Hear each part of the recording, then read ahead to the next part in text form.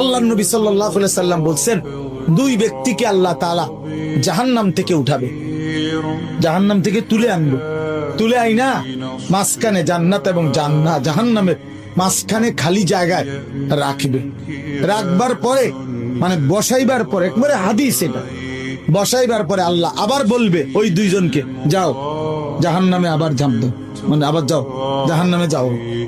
তো একজন এক দৌড়ে জাহান্নামের দিকে যাই, এই জাহান্নামে ঝাঁপ দিবে, আর আরেকজন আস্তে আস্তে হাইটা হাইটা দুই কদম হাঁটে আর পিছন দিকে আবার তাকায়, আবার দুই কদম হাঁটে পিছন দিকে তাকায়, এইভাবে একটু একটু করে হাইটা হাইটা জাহান্নামে গিয়া পড়বে।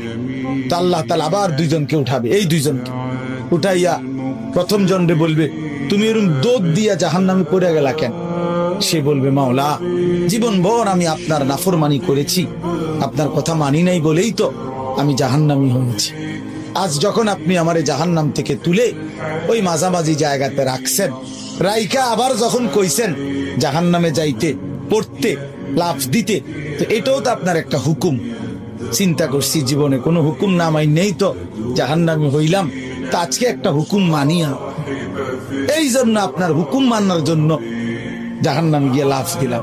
আল্লাহ বলেন, আমিও তোকে মাফ করে দিই, জান্নাতে। এইবার আল্লাহ তাআলা বলবে দ্বিতীয় জনকে, তুমি এরকম করলা, তুমি কি তা জানে কিসের ভিতরে কি চাইলে?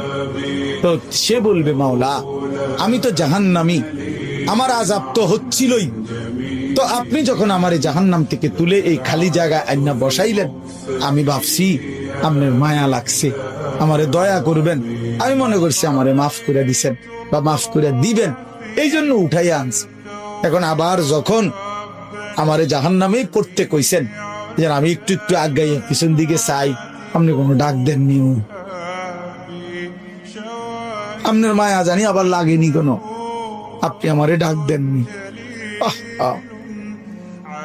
তো আল্লাহ তাআলা বলবেন, বান্দা তোকেও মাফ করে দেব,